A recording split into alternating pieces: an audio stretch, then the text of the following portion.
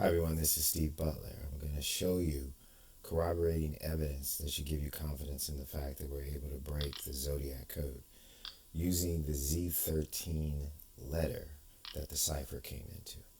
We went to a site called ZodiacRevisitedIt.com because it has a good rendition of the actual letter and a great introduction. It says at a length of 13 symbols, the Zodiac Killer's My Name is cipher is very short. In fact, so short that it's unlikely any proposed solution will be universally accepted unless it can be corroborated with evidence in the case, which is unlikely to happen at this date. I attempt to prove this individual wrong. So here's the Z13 letter itself enlarged. This first line that says this is the Zodiac is the important part that we're going to deal with. So the T here and the H, right? And the I and the S and the IS and the other S is very important in terms of coding. The T is being used to say to these other people, and the E right there is another person. That T and that H is another destination code. The Z is Zodiac, but it's also an N that signifies people that are at a different location. That thing right there is a signature from a guy by the name of Albert Lee. That is a Klingon ship that I believe indicates the USS Enterprise, which is a ship that was located at NAS Alameda. The N and the K were tail symbols for RVAH-1, which was a reconnaissance photography group that I believe some of the Zodiacs were in. And then this little area right here is very important. See how the dot is over that little space thing right there that looks like an A, and then you have the C and the I.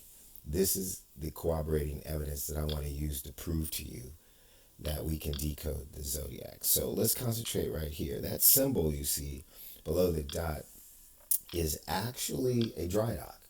That is a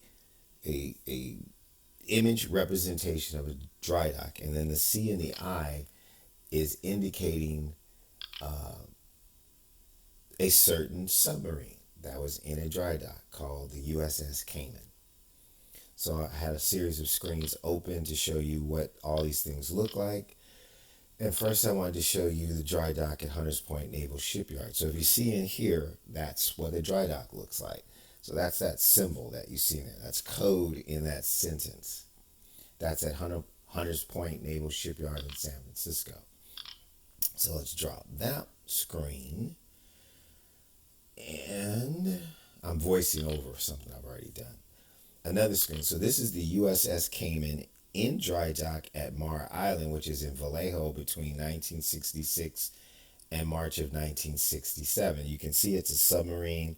It's being worked on. And a little car down there looks suspiciously like the Zodiac car, but I'm gonna go by that. So I'm gonna go to a full solution resolution here. And so there you can see how that little U shape, yeah, that's the Zodiac car maybe, right? That U shape right there is a dry dock, and then there's the submarine, that's the USS Cayman. So someone on the Cayman was part of the Zodiac. They were being notified of what was going on in this letter.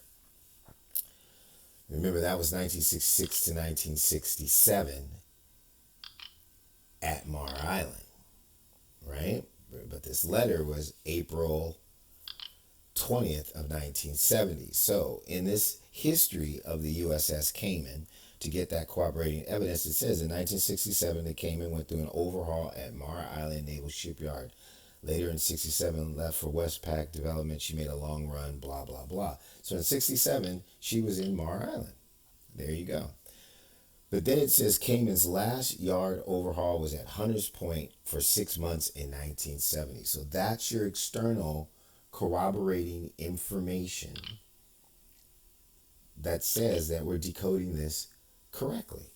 April 20th, 1970, 6 months. The USS Cayman was in dry dock. That's why that dot is over there. They are sending a message to those people at that dry dock. Then the message is also going to the USS Enterprise, to the NK group at the RVAH one photo reconnaissance group. So this message is going out to these people. They're identifying who this "my name is Cipher" is going to. The E is a person who's involved. That is a symbol of the runway, and the H at NAS Alameda. And I'll show you later how that the T and the H is being used at that. The I and the S's are actually an island wharf at those places where ships are. So it's one ship here, one ship there, right?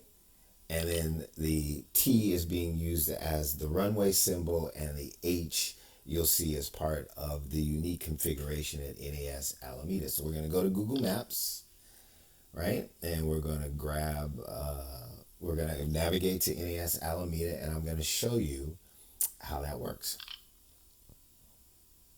Remember, I'm voicing over and I'm watching a video just as you are, so I hope it syncs up. So here we are on the satellite view. This is NAS Alameda, right? And I'm going to reduce it just a little bit so you can see what's going on. Bring it down. This part right here is the H. There you go. There's no other airport that looks like this configuration because they had to build it for this little island. And this runway is your T. That's why the T's are always kind of off or skewed, because the T and the H is to say, you know, USS Alameda. Then there's the dock right here with the dot and the I. So there'd be a boat here. There's a boat here, and then two boats can actually be in that area right there. There's a picture of it. I don't have time to show you right now. So the "my name is" letter, since there's a straight T at the beginning, is saying to all these people at these different places, "My name is," and then the answer is Charlie. Asians in Vietnam, known moniker is Charlie. Charlie the Zodiac, a Navy Zodiac. You can have faith in that translation because we just showed you corroborating evidence that we can read the coding in the Zodiac letter. That's the presentation. I hope it helps so that in the future when we talk about this stuff, you'll have confidence in what we do. Thank you.